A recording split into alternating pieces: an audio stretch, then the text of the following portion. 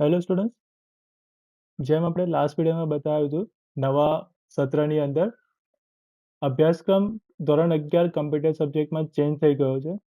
તો ચલો નવા અભ્યાસક્રમ મુજબ આપણે જોઈએ કે નવા અભ્યાસક્રમમાં શું છે અને પ્રકરણ 1ની શરૂઆત કરીએ. ધોરણ 11 ગુજરાતી માધ્યમના કમ્પ્યુટર વિષયના પહેલા ચેપ્ટરની શરૂઆત કરીએ, જેનું નામ છે ડેટાબેઝ મેનેજમેન્ટ સિસ્ટમનો પરિચય. આ ચેપ્ટરને આપણે 2 ભાગમાં ડિવાઈડ કર્યું છે, જેમાંથી આપણે આજે ભાગ 1 વિશે ચર્ચા કરીશું. ભાગ 2 આના પછીના વિડીયોમાં આપણે સમજીશું. તો ચલિએ શરૂ કરીએ. પ્રકરણ 1ની શરૂઆત કરતા પહેલા જોઈએ કે આ પ્રકરણમાં આપણે શું શીખવાના છે એ. તો જોઈએ એમાં કે આજના ડિજિટલ યુગમાં સંસ્થાઓ દરેક સેકન્ડે મોટા પ્રમાણમાં ડેટા ઉત્પન્ન કરે છે અને આ ડેટાનો યોગ્ય રીતે સંગ્રહ, પ્રોસેસ અને સુવ્યવસ્થિત કરવાની જરૂર પડે છે, જેથી તેનો ઉપયોગ ભવિષ્યમાં નિર્ણયો માટે થઈ શકે. ડિજિટલ યુગની અંદર સંસ્થાઓ શું કરશે કે ડેટાઓ પોતાના સર્વરની અંદર સ્ટોર કરતા હોય છે, પોતાના કસ્ટમરના લઈ લો, પ્રોડક્ટના લઈ લો, ગમે તે. અને આ ડેટાનો એ પોતે સંગ્રહ કરશે, એના પર કોઈ પ્રોસેસ કરશે અને પછી એને પ્રોપર ઓર્ગેનાઇઝ એટલે કે સુવ્યવસ્થિત રીતે એ લોકોને ડેટાને ત્યાં સેવ કરશે, જેથી કરીને ભવિષ્યમાં એ ડેટાનો આપણે કંપનીના ગ્રોથ માટે કાં તો પછી કોઈ પણ પ્રોડક્શનના ગ્રોથ માટે એનો ઉપયોગ આપણે કરી શકીએ. એની માટે આ કંપની આ કામ કરશે. આથી અસરકારક ડેટા મેનેજમેન્ટ માટે ડેટા અને ઇન્ફોર્મેશન વચ્ચેનો તફાવત સમજવો જરૂરી બને છે. એટલે કે આ જે મેનેજમેન્ટ કરવાનું છે તમારા ડેટા ઉપર, એટલે આ ડેટા અને આ ઇન્ફોર્મેશન કોને કહેવાય એના વિશેનો જે આ તફાવત છે ને, એ તફાવત અહીંયા સમજવો ખૂબ જ જરૂરી બની જાય છે. ડેટાબેઝ એક સંરચિત ભંડાર તરીકે કાર્ય કરે છે, જે ડેટાને કાર્યક્ષમ રીતે મેળવવા અને ડેટાને મેનિપ્યુલેટ કરવાની સુવિધા આપે છે. ડેટાબેઝ એક પ્રકારનું એક સોફ્ટવેર છે, જે શું કરે છે, આ પ્રકારના જે આપણે ડેટા કલેક્ટ કરીએ અને કમ્પ્યુટર સિસ્ટમમાં જે સ્ટોર કરીએ છીએ, સોફ્ટવેરમાં જે સ્ટોર કરે છે ને, એ સ્ટોર કરવા માટેનું એક આ ભંડાર છે, જે પછીથી ડેટા ઉપર કાર્યક્ષમ રીતે એની પર પ્રોસેસ કરવા માટે અને ડેટાને મેનિપ્યુલેટ કરવા માટેની આ ડેટાબેઝ સોફ્ટવેર આપણને એ સુવિધા પૂરી પાડે છે. આ પ્રકરણમાં આપણે ડેટા અને ઇન્ફોર્મેશન વિશેની તફાવત સમજીશું. એટલે કે આ વિડીયોની અંદર આપણે અહીંયા ડેટા અને ઇન્ફોર્મેશનનો તફાવત જોઈએ અને આપણે ડેટાબેઝ મેનેજમેન્ટ સિસ્ટમ અને તેમાં કયા પ્રકારના ઘટકો છે એના વિશેની પણ માહિતી મેળવીશું.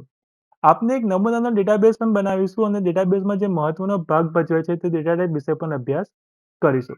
તો આ ચેપ્ટરની અંદર આપણે એક ડેટાબેઝ પણ ક્રિએટ કરીશું, એક એક્ઝામ્પલ જેવું બનાવીશું અને એ ડેટા ટાઈપ જે રીતે આપણે સી લેંગ્વેજમાં દેખ્યા હતા, અલગ અલગ પ્રકારની ડેટા ટાઈપ હોતી હતી, ઇન્ટીજર છે, ફ્લોટ છે, કેરેક્ટર છે, એવી રીતે અહીંયા પણ ડેટાબેઝની અંદર પણ તમને અલગ અલગ ડેટા ટાઈપ વિશેની માહિતી મળશે.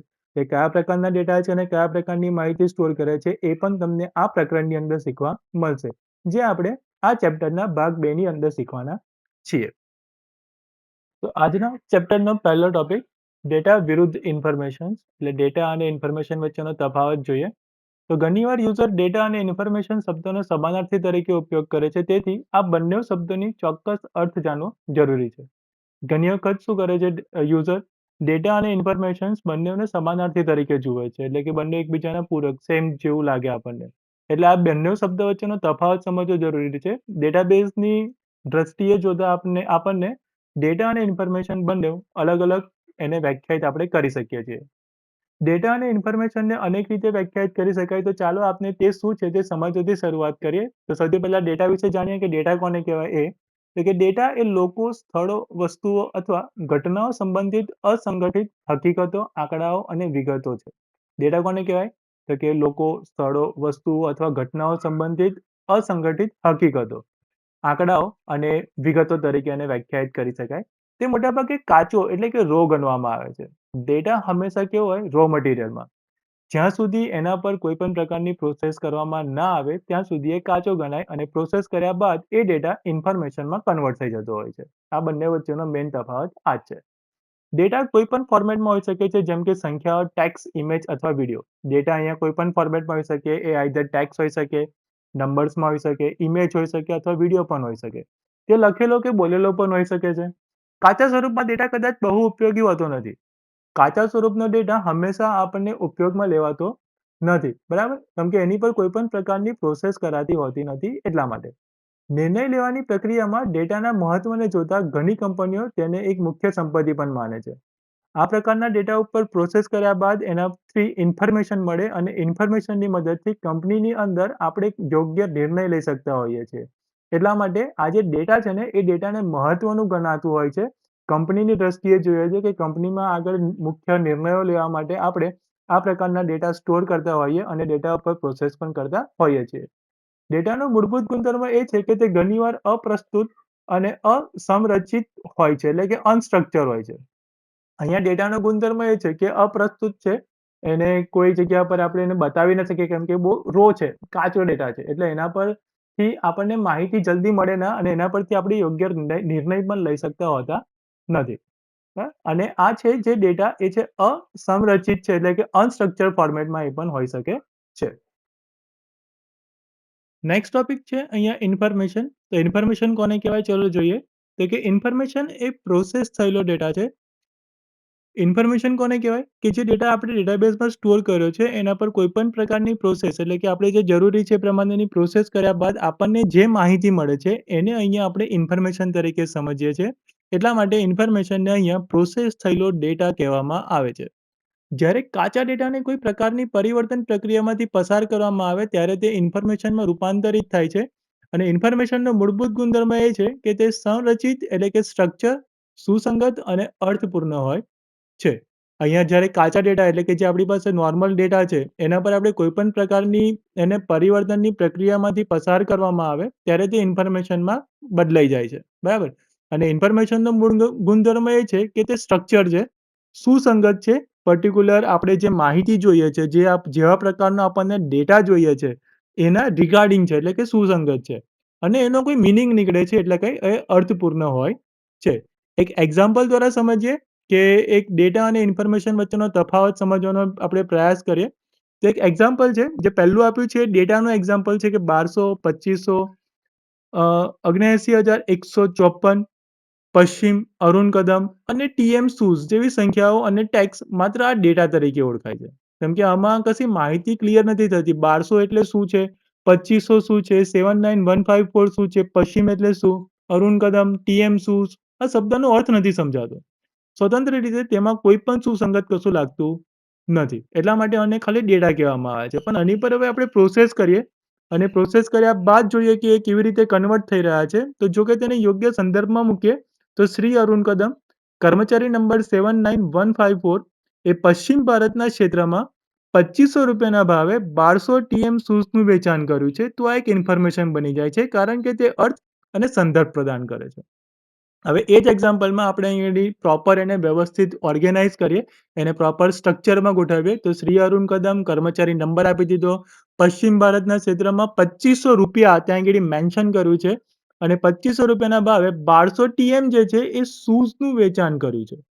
તો આપણને પ્રોપર ખબર પડે છે કે આ ડેટા કોની માટે છે, કેવો ડેટા છે, શું છે આ? તો આમાં 2500 શું છે, 1200 શું છે આપણને અહીંયા ખબર પડે છે ભાઈ.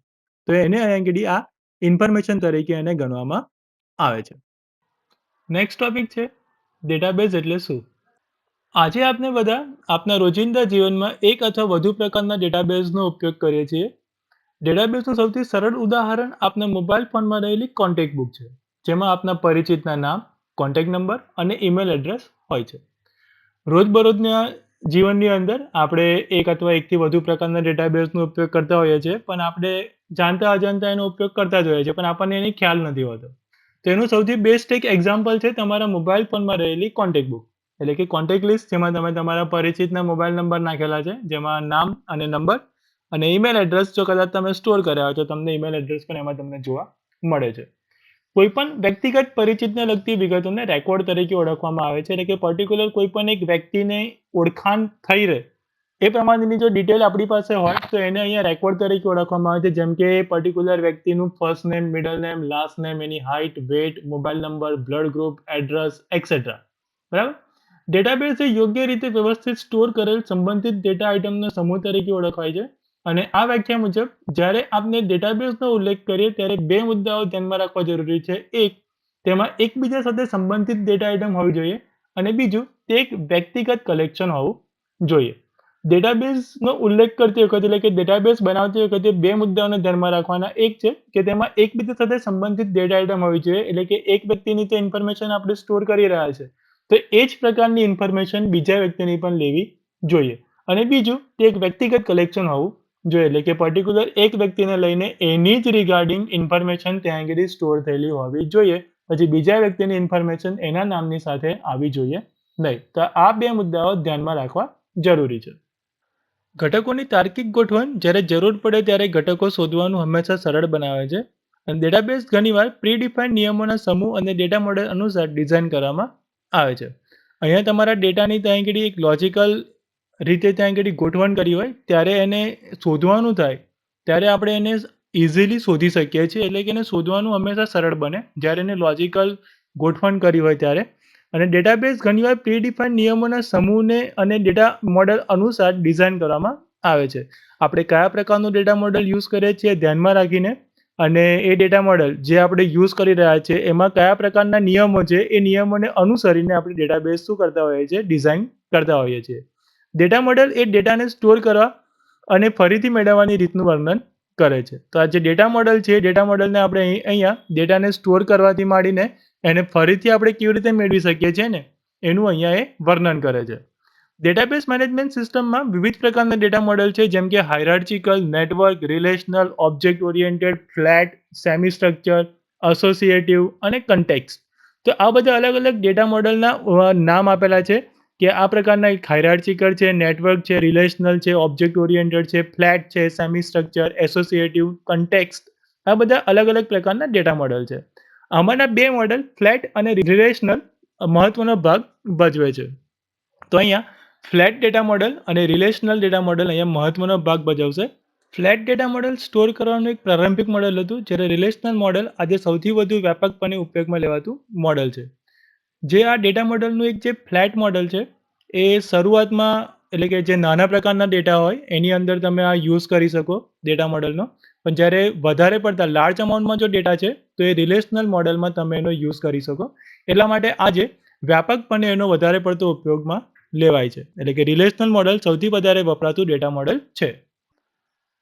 નેક્સ્ટ ટોપિક છે ફ્લેટ ડેટા મોડેલ. એટલે કે હમણાં જે આપણે જોયા ફ્લેટ અને રિલેશનલ, તો બંને વચ્ચેનો તફાવત સમજીશું હવે. તો કે ફ્લેટ ડેટા મોડેલ શું છે એ જોઈએ. તો કે ફ્લેટ ડેટા મોડેલમાં ડેટા એક જ દ્વિપરિમાણીય ટેબલ તરીકે રજૂ થાય છે, જેમાં કોઈ વ્યાખ્યાયિત જોડાણો હોતા નથી. ફ્લેટ ડેટા મોડેલ અહીંયા આગળ 2 ડાયમેન્શનલ ટેબલમાં એ રિપ્રેઝન્ટ થશે અને એની અંદર કોઈ પણ પ્રકારના વ્યાખ્યાયિત જોડાણ થશે નહીં. એટલે કે જે રિલેશનશિપ એસ્ટાબ્લિશ કરવાની હોય એ અહીંયા રિલેશનશિપ અહીંયા બનશે નહીં. બધા રેકોર્ડમાં ફિલ્ડની સંખ્યા અને પ્રકાર સુસંગત હોય છે. અહીંયા દરેક જે રેકોર્ડ હશે એમાં જે ફિલ્ડની સંખ્યા અને જે પ્રકાર હશે એ બધા એકબીજાને કેવા હશે, રિલેટેડ સુસંગત હશે, એના પ્રમાણેના જ હશે. તેની સરળતા અને સમજવામાં સરળતાના કારણે આ ફોર્મેટ નાના અથવા એક વખતના ડેટા સેટ માટે આદર્શ છે. અહીંયા ફ્લેટ ડેટા મોડેલ સમજવામાં કેવું છે, એકદમ સરળ છે. અને આ જ સરળતાના કારણે આ જે ફોર્મેટ છે એ નાના અથવા તો પછી એક જ વખત જે ડેટા સેટ બનાવવાનો હોય, ડેટાબેઝ ક્રિએટ કરવાનો હોય એની માટે આ એકદમ પરફેક્ટ ડેટા મોડેલ છે. આ ફોર્મેટનો ઉપયોગ વારંવાર કોમા સેપરેટેડ વેલ્યુઝ એટલે કે CSV, LibreOffice કેલ્સી અને MS એક્સેલ ફાઇલોમાં થાય છે. તો આ પ્રકારના ડેટા મોડેલ કયા પ્રકારના સોફ્ટવેરમાં બનશે? તો અહીંયા CSV ફાઇલ અથવા LibreOffice કેલ્ક, જે આપણે સિલેબસમાં આપણે આગળ શીખીશું, અને એક MS એક્સેલ ફાઇલોમાં એનો ઉપયોગ કરવામાં આવે છે. એક CSV ફાઇલ અને LibreOffice કેલ્સીના સેમ્પલ ડેટા સેટ આકૃતિ સાથે તમને અહીંયા બતાવ્યા, જે 1.2 અને 1.3માં દર્શાવેલા છે. તો 1.2 ની અંદર તમે અહીંયા જોઈ શકશો ફ્લેટ ડેટા મોડેલનું ઉદાહરણ અહીંયા આપેલું છે, જે CSV ફાઇલનું છે. તેમાં તમે જોઈ શકશો સૌથી પહેલા નંબરની અંદર જે એક લાઇન આપી છે એમાં હેડિંગ આપેલા છે કે ભાઈ student ID, first name, last name, class, section, class teacher, school name, CD. એટલે કે આ જે મારા હેડિંગ છે એના રિગાર્ડિંગ બાકીના બધાની વ્યક્તિગત ઇન્ફોર્મેશન મેં અહીંયા સુસંગત રીતે ગોઠવેલી છે. સ્ટુડન્ટ આઈડી એટલે દરેકનું સ્ટુડન્ટ આઈડી પહેલાં લખેલું હશે. ફર્સ્ટ નેમ તો દરેકનું પહેલું નામ આપેલું હશે. પછી લાસ્ટ નેમ છે તો બધાનું લાસ્ટ નેમ જ લખેલું હશે. પછી ક્લાસ છે તો બધાનો ક્લાસ લખેલો હશે. પછી જોઈ શકો છો તમે અહીંયા 10, 9, 10, 8, 9 એવું દેખાય છે.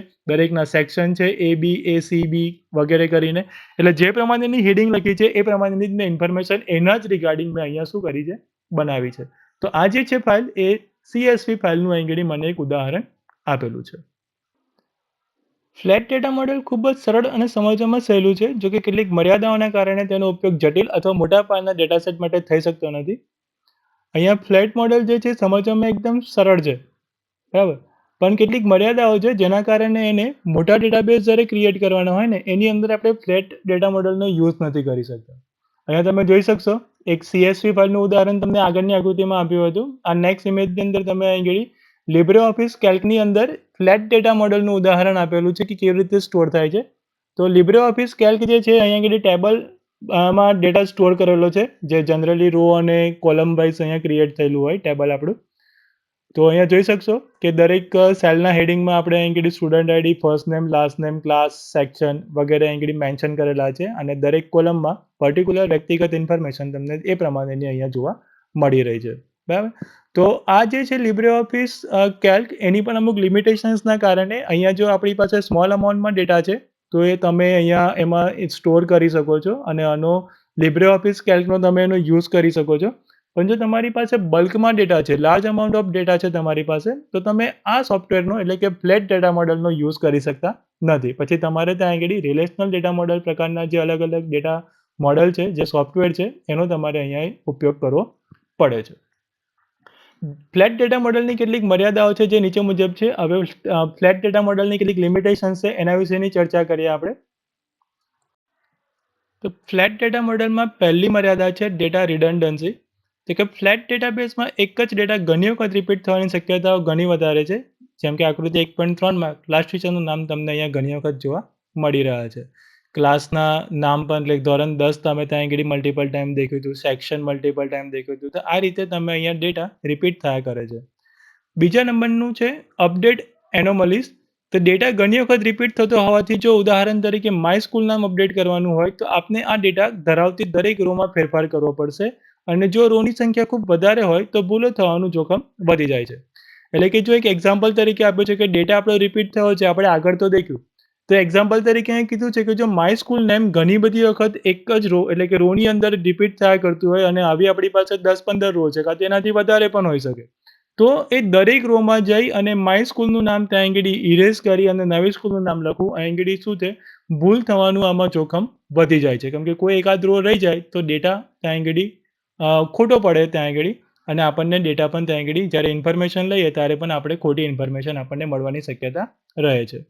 ત્રીજું છે અહીં આગળ મર્યાદિત મોડ્યુલારિટી. એટલે આકૃતિ 1.3માં જોઈ શકાય કે બધો ડેટા એક જ ટેબલમાં સ્ટોર કર્યો છે.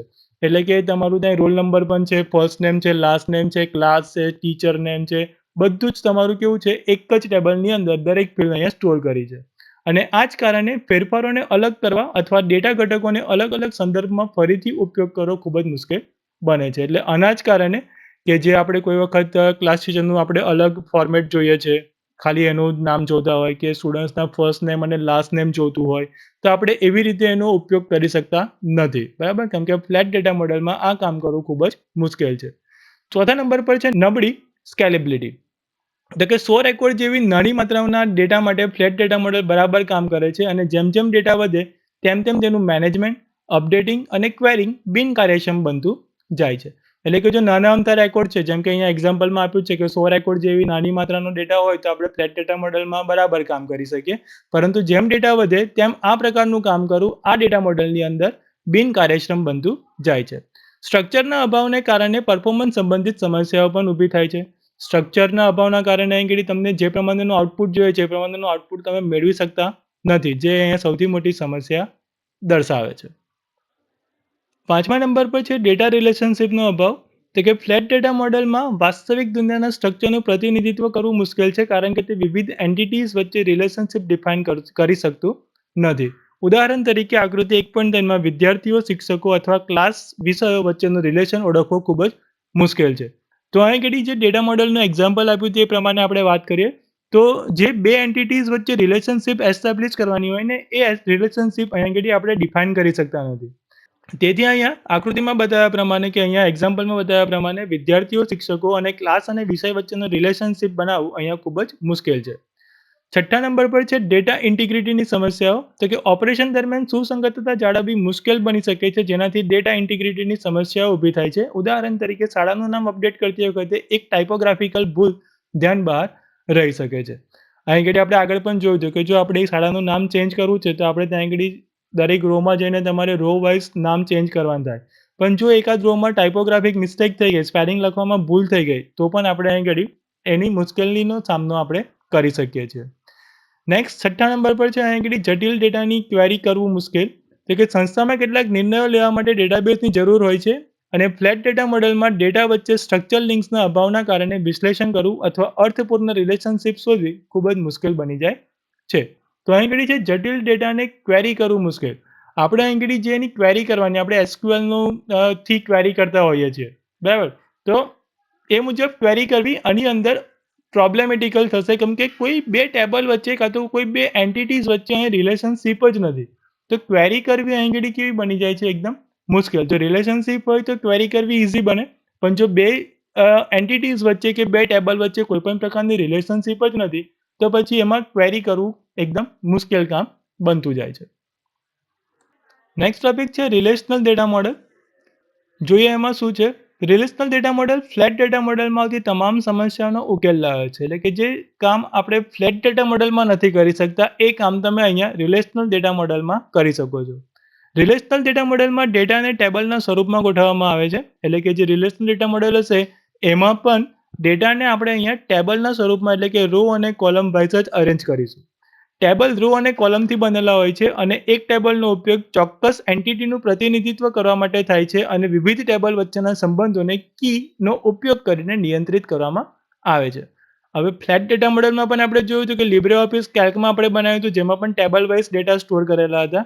આમાં પણ તમે ટેબલ વાઇઝ જ ડેટા સ્ટોર કરશો, રો અને કોલમ વાઇઝ જ. પણ આમાં તફાવત એ છે કે ફ્લેટ ડેટા મોડેલમાં તમે બે એન્ટિટી વચ્ચે રિલેશનશિપ નથી બનાવી શકતા, જ્યારે રિલેશનલ ડેટા મોડેલમાં તમે બે એન્ટિટીનું પ્રતિનિધિત્વ કરવા માટે અહીંયા બે ટેબલો વચ્ચે તમે અહીંયા રિલેશનશિપ એસ્ટાબ્લિશ કરી શકો છો. આથી આકૃતિ 1.3માં દર્શાવેલ ડેટાબેઝને વિદ્યાર્થી, શિક્ષક, શાળા અને અન્ય એન્ટિટીનું પ્રતિનિધિત્વ કરવા ટેબલમાં વિભાજિત કરી શકાય છે. એટલે કે 1.3માં આપણને જે એન્ટિટીઝ આપી છે એ એન્ટિટીઝને અહીંયા આપણે અલગ અલગ ટેબલમાં એને વિભાજિત કરી શકીએ છીએ. રિલેશનલ ડેટા મોડેલ જટિલ ડેટાબેઝને ક્વેરી કરવા માટે સ્ટ્રક્ચર ક્વેરી લેંગ્વેજ, જેની વાક્યરચના અંગ્રેજી જેવી જ છે, એનો ઉપયોગ કરી શકીએ છીએ. એટલે કે જે આપણે હમણાં ફ્લેટ ડેટા મોડેલની સમસ્યામાં જોયું હતું કે જટિલ ડેટાબેઝ હોય તો એમાં એસક્યુએલનો યુઝ તમે નતા કરી શકતા. હવે આમાં તમારે ટેબલની વચ્ચે રિલેશનશિપ એસ્ટાબ્લિશ કરેલી હોવાથી તમે અહીંયા રિલેશનલ ડેટા મોડેલની અંદર જટિલ ડેટાબેઝને ક્વેરી કરવા માટે એસક્યુએલ લેંગ્વેજનો અહીંયા ઉપયોગ કરી શકો છો. તેની સરળતા, અનુકૂલન ક્ષમતા અને મજબૂત સૈદ્ધાંતિક આધારના કારણે આ મોડેલનો વ્યાપકપણે પણ ઉપયોગ થાય છે. રિલેશનલ ડેટા મોડેલમાં એસક્યુએલનો ઉપયોગ થતો હોવાથી અને રિલેશનલ ડેટા મોડેલ્સમાં એની સરળતા, અનુકૂલન ક્ષમતા અને મજબૂત સૈદ્ધાંતિક આધારના કારણે અહીંયા આનો રિલેશનલ ડેટા મોડેલનો સૌથી વધારે પડતો ઉપયોગ થાય છે. આપને આ પ્રકરણના આગામી વિભાગમાં ટેબલ કેવી રીતે બનાવીશું એના વિશે પણ ચર્ચા કરીશું. આપણે નેક્સ્ટ પાર્ટમાં જોઈશું કે રિલેશનલ ડેટા મોડેલમાં ટેબલ કેવી રીતે બને છે અને એ ટેબલમાં કયા કયા પ્રકારની ડેટા ટાઈપનો ઉપયોગ કરવામાં આવે છે એ આના પછીના આ પ્રકરણના બીજા ભાગમાં આપણે આની ચર્ચા કરીશું. નેક્સ્ટ ટોપિક છે ડેટાબેઝની જરૂરિયાત. તો આજના સમયમાં વ્યવસાય ડેટા પર આધારિત છે અને ડેટા વિના તેમના માટે નવા ઉકેલ અને પ્રોડક્ટ બનાવવાનું અશક્ય છે. તો ચાલો હવે આપણે જોઈએ કે ડેટાબેઝને આટલો મહત્વપૂર્ણ કોણ બનાવે છે અને તેની જરૂરિયાત શું છે, એટલે કે એવા કયા કયા પોઈન્ટ છે કે જે ડેટાબેઝ માટે જરૂરી છે. સંસ્થાની નીચે મુજબની જરૂરિયાતો ડેટાબેઝને આવશ્યકતા પર પ્રકાશ પાડે છે. આમ તો ઘણા બધા રીઝન છે ડેટાબેઝ બનાવવા માટેના, પણ અહીં અમુક રીઝન્સ લીધેલા છે કે જેના માટે ડેટાબેઝ બનાવવો જરૂરી છે. તો સૌથી પહેલો પોઈન્ટ છે અહીં ડેટાની ગોઠવણી અને માળખું. તો કે ડેટાબેઝ કેમ જરૂરી છે તેનો સૌથી મેઇન એક પોઈન્ટ અહીં તો કે છે એમાં કે પહેલા જણાવ્યા મુજબ ડેટાબેઝ સંસ્થા દ્વારા જનરેટ થતા મોટા પ્રમાણમાં ડેટાને સ્ટ્રક્ચર ફોર્મેટમાં ગોઠવવા માટે એક વ્યવસ્થિત માર્ગ અથવા અભિગમ પ્રદાન કરે છે. તમે અહીં ટેબલમાં રો અને કોલમ વાઇઝ અને ગોઠવો છો, એટલે કે પ્રોપર સ્ટ્રક્ચર ફોર્મેટમાં આ ડેટાબેઝ અરેન્જ થતો હોવાથી અહીં એક વ્યવસ્થિત અભિગમ અહીં પ્રદાન કરે છે. તે સંબંધિત ઇન્ફોર્મેશનના તાર્કિક જૂથ બનાવે છે જેનાથી કાર્યક્ષમ ડેટા સંગ્રહ થાય છે. જે ટેબલ એટલે કે જે એન્ટિટીઝ આપી છે એન્ટિટીઝ પ્રમાણે જ અહીં શું કરીએ છીએ આપણે ડેટા દાખલ કરીએ છીએ. એટલે જો ફર્સ્ટ નેમનું ટેબલ હશે તો ફર્સ્ટ નેમ જ નાખેલા હશે, લાસ્ટ નેમનું કોલમ હશે તો લાસ્ટ નેમ નાખ્યા હશે, ટીચર નેમ હશે તો ટીચર નેમ નાખ્યા હશે, બરાબર. તો આ રીતે અહીં આપણે જે એન્ટિટીઝ છે એન્ટિટીઝ પ્રમાણે અહીં ઇન્ફોર્મેશન શું કરી હશે આપણે બનાવી હશે. વિદ્યાર્થી, શિક્ષક અને શાળા જેવા અનેક ટેબલ બનાવવાથી કોઈપણ શાળા સંચાલન પ્રવૃત્તિઓ માટે જરૂરી ડેટાને ગોઠવવામાં મદદ પણ કરે છે. અહીં અલગ અલગ ટેબલ અહીં એક્ઝામ્પલ આપ્યા છે, જેમ કે વિદ્યાર્થી છે, શિક્ષક છે, શાળા છે, જેવા અલગ અલગ ટેબલ આપણે બનાવી દઈએ તો શાળા સંચાલન પ્રવૃત્તિ માટે આપણે અહીં જરૂર પ્રમાણે ડેટાનો આપણે અહીંયા યુઝ કરી શકીએ છીએ. નેક્સ્ટ છે કાર્યક્ષમ ડેટા રિટ્રાઈવલ. કે વ્યવસાયોએ તેમની પાસેના ડેટાના આધારે ઝડપી નિર્ણયો લેવાની જરૂર પડે છે. એટલે કે જે વ્યવસાયકારો છે એ લોકો શું કરે, એમની પાસે જે માહિતી છે એ માહિતીના આધારે અહીં ઘડી ઝડપી નિર્ણયો લેવા માટેની રિક્વાયરમેન્ટ હોય છે. ડેટાને તાર્કિક જૂથમાં સંગ્રહિત કરવામાં આવતો હોવાથી તે જરૂરી ઇન્ફોર્મેશનને ઝડપથી શોધવા અને રિટ્રાઈવ એટલે કે પરત મેળવવા કરવા સક્ષમ બનાવે છે. એટલે કે જે આપણે ડેટાબેઝની અંદર ટેબલ ફોર્મેટમાં ડેટા સ્ટોર કર્યો છે, એટલે કે લોજિકલ રીતે એને સ્ટોર કરેલો હોવાથી જ્યારે પણ આપણે જરૂર પડે તે પ્રમાણે એને ઇન્ફોર્મેશન્સને ઝડપથી શોધવા માટે અને જે પ્રમાણેની માહિતી જોઈએ છે એ પ્રમાણેની માહિતી મેળવવા માટે અહીંયા ડેટાબેઝ કેવો છે, સક્ષમ છે. ધારો કે આપણે કોઈ એક વિદ્યાર્થી વિશેની વિગતો શોધવી છે, તો તે વિદ્યાર્થીના ટેબલમાં સ્ટોર કરેલા ડેટામાંથી આપણને સરળતાથી મળી જશે.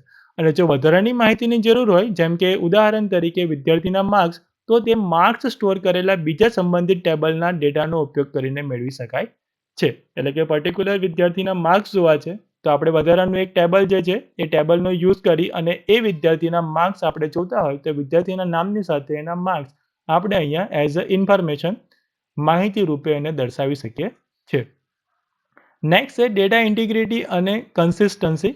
તો કે કોઈ પણ વ્યવસાય ડેટા ખોટો હોય તે પસંદ કરશે નહીં. આમ પણ કોઈ પણ વ્યવસાયની અંદર ઇન્ફોર્મેશન તમને ખોટી મળે તો એ વ્યવસાયને હાનિકારક હોય છે, કેમ કે એ વ્યવસાયને અનુકૂળ રહેશે નહીં.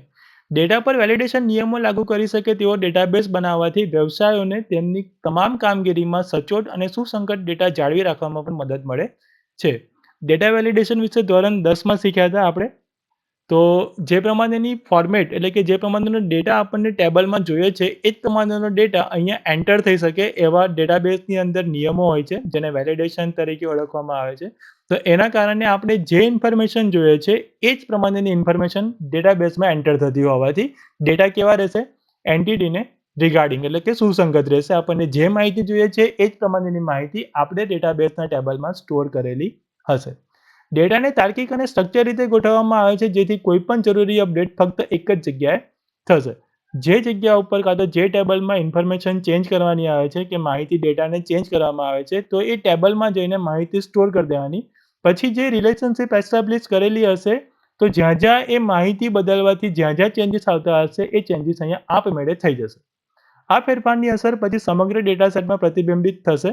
અને ઉદાહરણ તરીકે જો આપણે શાળાનું નામ બદલીએ તો આપણે ફક્ત શાળાના ટેબલમાં જ બદલીશું અને અપડેટ થયેલ મૂલ્ય પછી બધા ટેબલમાં પ્રતિબંધિત થશે.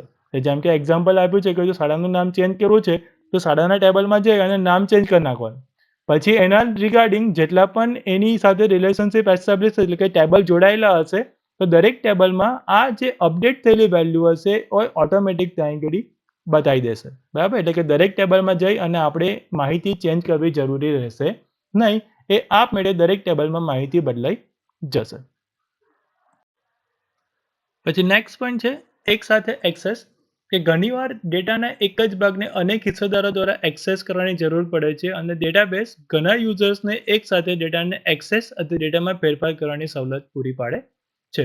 ઘણી વખત એવું પણ બને કે ડેટાના એક જ ભાગને એટલે કે સપોઝ એક જ ટેબલને ઘણા બધા યુઝર્સ દ્વારા એનો ઉપયોગ કરવાની જરૂર પડતી હોય છે. તો આ પ્રકારની એટલે કે ઉપયોગ કરવાની ફેસિલિટી જે છે આપણને ડેટાબેઝ પૂરી જ પાડે છે. એટલે કે ઘણા બધા યુઝર એક સાથે એક જ પ્રકારના ડેટા અથવા તો પછી એક જ ટેબલને એક્સેસ કરવાની અને જરૂર પડે તો એ પ્રમાણેના ટેબલમાં જે કંઈ પણ સુધારા વધારા કરવાની છે એની ફેસિલિટી પણ ડેટાબેઝ આપણને પૂરી પાડે છે. આકૃતિ 1.3ના કિસ્સામાં ક્લાસ ટીચરના નામને વિદ્યાર્થી તેમજ શાળાના પ્રિન્સિપાલ દ્વારા એક્સેસ કરી શકાય છે. એટલે કે જે 1.3માં આપણને ડેટાબેઝ બનાવેલો હતો એમાં ક્લાસ ટીચરના ટેબલને જો એક્સેસ કરવું હોય તો સ્ટુડન્ટ્સ પણ એક્સેસ કરી શકશે અને શાળાના પ્રિન્સિપાલને જો એક્સેસ કરવું હોય તો એ પણ કરી શકશે. નેક્સ્ટ છે એક્સેસ નિયંત્રણ. કે ઘણીવાર ડેટાને વારંવાર એકબીજા સાથે વહેંચવાની જરૂર હોય છે, પરંતુ તે સુરક્ષિત અને પ્રતિબંધિત રીતે થવું જોઈએ. ડેટાબેઝ સંવેદનશીલ ઇન્ફોર્મેશનને સુરક્ષિત રાખવા માટે રોલ આધારિત પરમિશન અને યુઝર લેવલ સિક્યુરિટી પ્રદાન કરે છે. ડેટાને એવું બની શકે કે ઘણી વખત આપણને એકબીજા સાથે વહેંચવાની જરૂર પડે, તો એ કેવું હોવું જોઈએ, જ્યારે એકબીજા સાથે શેરિંગ થતું હોય ત્યારે સુરક્ષિત રીતે શેરિંગ થાય અને રિસ્ટ્રિક્ટેડ એટલે કે અમુક અમાઉન્ટમાં એને પરમિશન સાથે શેર થવું જોઈએ. યુઝર્સ કોઈ પણ રીતે દરેક ડેટામાં ચેન્જીસ ના કરી શકે એવું હોવું જોઈએ. એટલા માટે ડેટાબેઝની અંદર આ પ્રકારની સુરક્ષા રાખવા માટે રોલ આધારિત પરમિશન અને યુઝર લેવલ સિક્યુરિટી આપણને પૂરી પાડે છે. એટલે કે જે પ્રમાણેના રોલ યુઝરને મેન્શન કર્યા હશે તો એ પ્રમાણેની જ ફેસિલિટી એની પાસે હશે તો એ પ્રમાણેનું એટલું જ કામ ડેટાબેઝમાં કરી શકશે, વધારાનું કામ એ કરી શકશે નહીં. જેમ કે જો કદાચ આપણને રોલ એવો છે કે ખાલી ડેટાબેઝ આપણે જોઈ શકીએ, માહિતી જોઈ શકીએ, તો એમાં કોઈ પણ પ્રકારના ફેરફાર આપણે નહીં કરી શકીએ. ડેટા આપણને બધો જોવા મળશે પણ એમાં એડિટિંગ કરી શકાશે નહીં. બરાબર. અમુક જણને એડિટ કરવાની પરમિશન હશે તો ડિલીટ કરવાની નહીં હોય. અને ઓલ ઓવર જે મેઇન બોસ હશે એની પાસે બધા જ પ્રકારની એની પાસે પરમિશન એટલે કે ફેસિલિટીઝ હશે. બરાબર. તો આ પ્રકારની સિક્યુરિટીઝ પણ ડેટાબેઝ પૂરી પાડે છે. એટલે કે યુઝર વાઇઝ સિક્યુરિટી કહી શકો તમે. અને આકૃતિ 1.3માં આપણે દરેક રોમાં કુલ માર્ક્સનું ફિલ્ડ ઉમેરીએ તો આપણને વિવિધ પ્રકારના એક્સેસ કંટ્રોલની જરૂર પડશે. ઉદાહરણ તરીકે છે કે એક શિક્ષક ચોક્કસ ક્લાસના બધા વિદ્યાર્થીઓના માર્ક્સ જાણવા માંગશે, તેથી તેને ચોક્કસ ક્લાસના તમામ માર્ક્સને એક્સેસ આપવો જરૂરી છે. કોઈ એક ટીચરને કદાચ બધા વિદ્યાર્થીઓના માર્ક્સ જાણવા છે તો એને ચોક્કસ ક્લાસના તમામ માર્ક્સનો એક્સેસ મેળવવો જરૂરી છે. બરાબર. કેમ કે એના વગર એ બીજા કોઈ ક્લાસના એ ત્યાં આગળ માર્ક્સ જોઈ શકશે નહીં, બીજા કોઈ સબ્જેક્ટના એ માર્ક્સ જોઈ શકશે નહીં. એ પોતાના જ ક્લાસના ખાલી શું કરી શકશે, માર્ક્સ ત્યાં જોઈ શકશે. તો બીજી બાજુ એક વિદ્યાર્થી ફક્ત તેના અથવા તેનીના જ માર્ક્સ જોઈ શકે તેવું અહીં આગળ પરમિશન સેટ કરેલી હોવી જોઈએ. એટલે કે જો વિદ્યાર્થી છે તો વિદ્યાર્થી પણ એ ખાલી પોતાના જ માર્ક્સ જોઈ શકે, બીજા કોઈના માર્ક્સ ના જોઈ શકે. એ રીતેનું અહીં આગળ એક્સેસ કંટ્રોલ આપી શકીએ આપણે. તો ડેટાબેઝ અંદર આવી પણ ફેસિલિટી પૂરી પાડે છે કે ખાલી વિદ્યાર્થી પોતાના માર્ક્સ જોઈ શકે, બીજા કોઈના માર્ક્સ જોઈ શકે નહીં. બરાબર. તો આ જે છે એ ડેટાબેઝની અંદરની ફેસિલિટીઝ છે કે જેના કારણે ડેટાબેઝની અંદર કામ કરવું અને ડેટાબેઝની અંદર ડેટા સ્ટોર કરવો આપણને જરૂરી બને છે, જેના કારણે આપણે આ પ્રકારની સિક્યુરિટી મળી શકે જે આપણને ફ્લેટ ડેટા મોડેલમાં મળતી નથી. નેક્સ્ટ છે ડેટા બેકઅપ અને રિકવરી. તો કે કોઈપણ વ્યવસાય માટે વૈકલ્પિક વ્યવસ્થા હોવી અત્યંત આવશ્યક છે. ડેટાબેઝ હોવાથી ડેટાના નુકસાનને રોકવા માટે ઓટોમેટેડ બેકઅપ માટેની સગવડ ઊભી કરી શકાય છે. આમ બેકઅપ સમયસર રિકવરી ક્ષમતાને સક્ષમ બનાવે છે.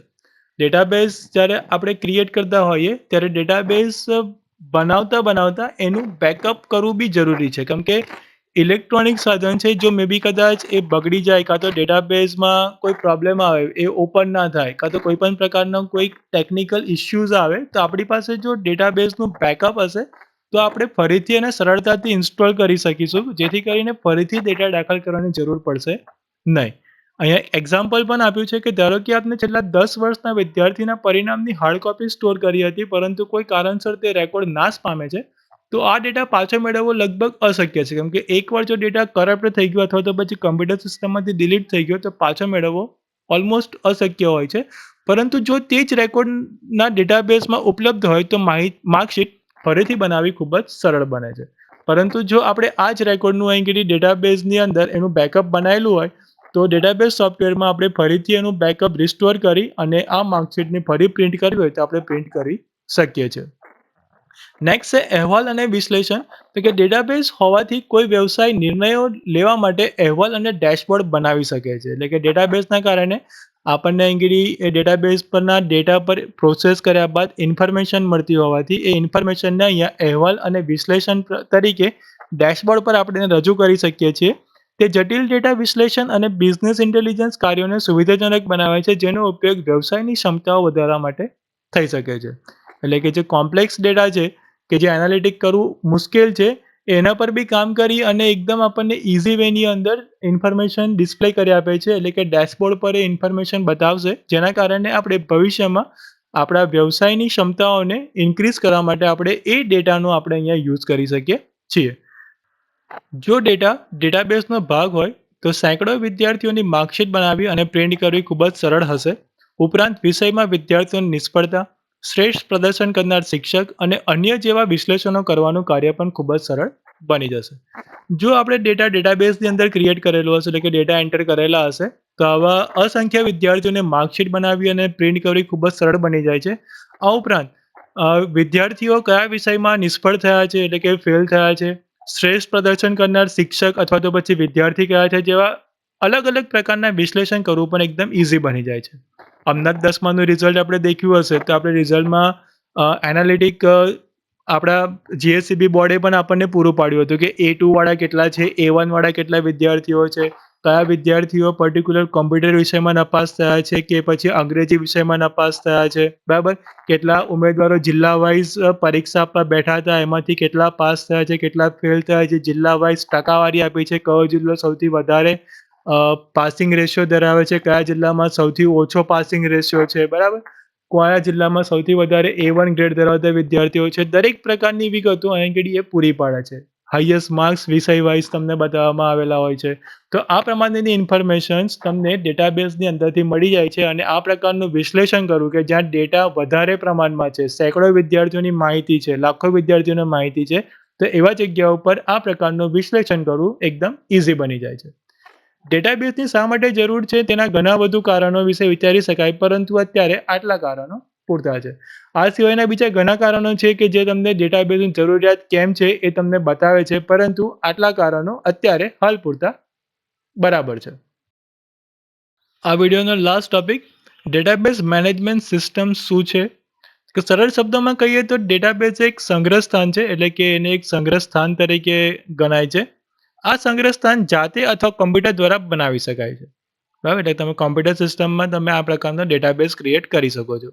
ડેટાબેઝ મેનેજમેન્ટ સિસ્ટમ એક એવું સોફ્ટવેર છે કે જે યુઝર અને ડેટાબેઝ વચ્ચે સેતુ તરીકે કામ કરે છે. એટલે કે આ જે ડેટાબેઝ મેનેજમેન્ટ સિસ્ટમ છે, જેને ટૂંકમાં DBMS તરીકે ઓળખાય, એક એવા પ્રકારનું સોફ્ટવેર છે જે યુઝર અને ડેટાબેઝ વચ્ચે સેતુ તરીકેનું કામ કરે છે. તે કમ્પ્યુટરનો ઉપયોગ કરીને ડેટાને અસરકારક રીતે સંગ્રહ કરવા, મેનેજ કરવા અને તેમાં ફેરફાર કરવાની સુવિધા પણ પૂરી પાડે છે. DBMS એ ડેટાને વ્યવસ્થિત રીતે ગોઠવવા માટે એક કેન્દ્રીય પ્રણાલી તરીકે કાર્ય કરે છે. ડેટાબેઝ મેનેજમેન્ટ સિસ્ટમ અહીંયા ડેટાને પ્રોપર સંગ્રહ કરવા માટે, ડેટાને પ્રોપર મેનેજ કરવા માટે અને તેમાં જરૂર પડે ફેરફાર કરવાની સુવિધા પણ પૂરી પાડે છે, બરાબર. એટલા માટે DBMS એ ડેટાને વ્યવસ્થિત રીતે ગોઠવવા માટેની એક કેન્દ્રીય પ્રણાલી તરીકે અહીંયા કામ કરતું જોવા મળે છે. તે ડેટાની ઇન્ટિગ્રિટી અને કન્સિસ્ટન્સી જાળવવા માટે ટેબલ, રિલેશનશિપ અને સ્કીમાનો ઉપયોગ કરે છે.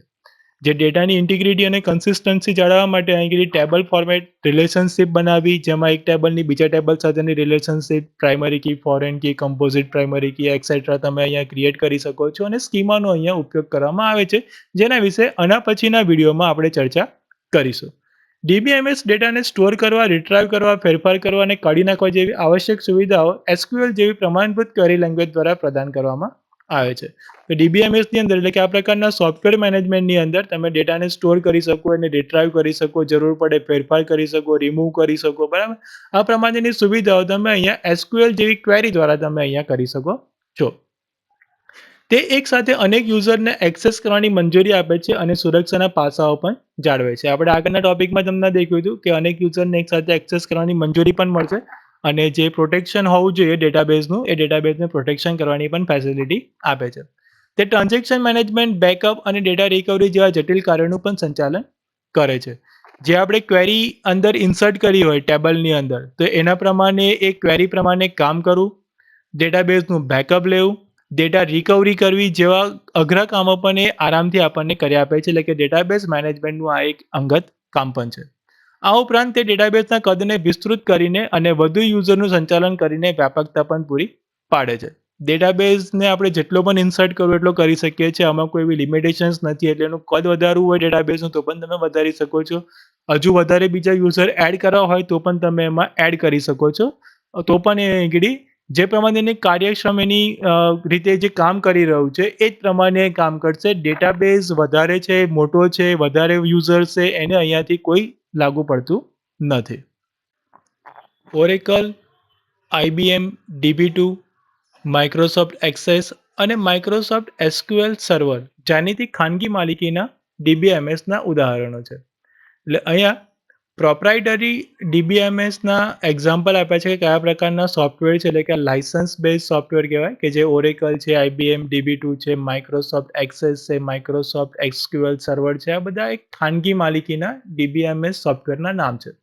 આ ઉપરાંત ઘણા ઉત્તમ open source database management system પણ ઉપલબ્ધ છે, જેમ કે CouchDB, MariaDB, PostgreSQL, LibreOffice Base અને MySQL. તો આ બધા જે ડેટાબેઝના નામ જે છે એ પ્રમાણે અહીંયા જોઈએ તો આ બધા ઓપન સોર્સ ડેટાબેઝ છે, એટલે કે આ બધા માટે લાયસન્સ, એટલે કે પૈસા ખર્ચવાની જરૂર પડતી નથી, ફ્રીમાં મળતા સોફ્ટવેર છે.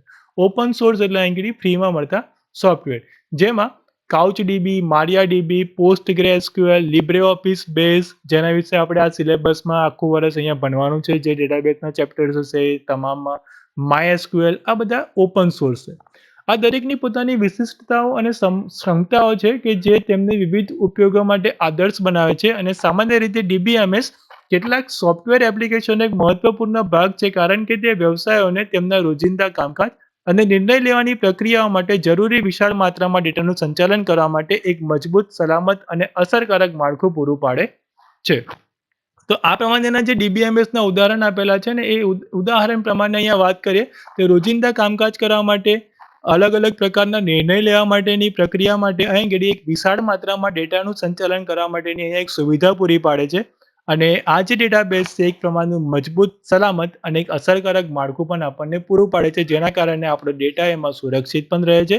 અને જરૂર પ્રમાણે ડેટા પર પ્રક્રિયા કર્યા બાદ એના પર આપણે ડેટા પરની વિશ્લેષણની કામગીરી કરી શકીએ છીએ અને આપણા વ્યવસાયને લગતા આપણે ત્યાં આગળ યોગ્ય નિર્ણયો લઈ શકીએ છીએ, જેથી કરીને ભવિષ્યમાં આપણો વ્યવસાય ત્યાં આગળ વધારે પડતો કામ કરી શકે. બરાબર, અને મહત્વપૂર્ણ નિર્ણયો પણ આપણે લઈ શકીએ. બરાબર, તો ડેટાબેઝનું અહીં આગળ આ રીતે અહીંયા કામ આવે છે. તો આના પછીના વિડીયોઝની અંદર આપણે આના અલગ અલગ ઘટકો વિશે અને ડેટાબેઝમાં એક ટેબલ કેવી રીતે બને છે અને એમાં અલગ અલગ ડેટા ટાઈપોનું શું કામ છે, કેવી રીતે યુઝ થાય છે, એના વિશેની ચર્ચા કરીશું. આઈ હોપ કે આ વિડીયોઝની અંદર જેટલા પણ ટોપિક તમને સમજાવવામાં આવે તો દરેક ટોપિક વિશે તમને ખબર પડી ગઈ હશે. નેક્સ્ટ ટોપિક સાથે આપણે ફરીથી નવા વિડીયોમાં આપણે મળીશું. તો ચેપ્ટર 1ના ભાગ 2માં તમને બાકીના ટોપિક વિશેની ચર્ચા કરીશું. ત્યાં સુધી good bye, take care and thank you all.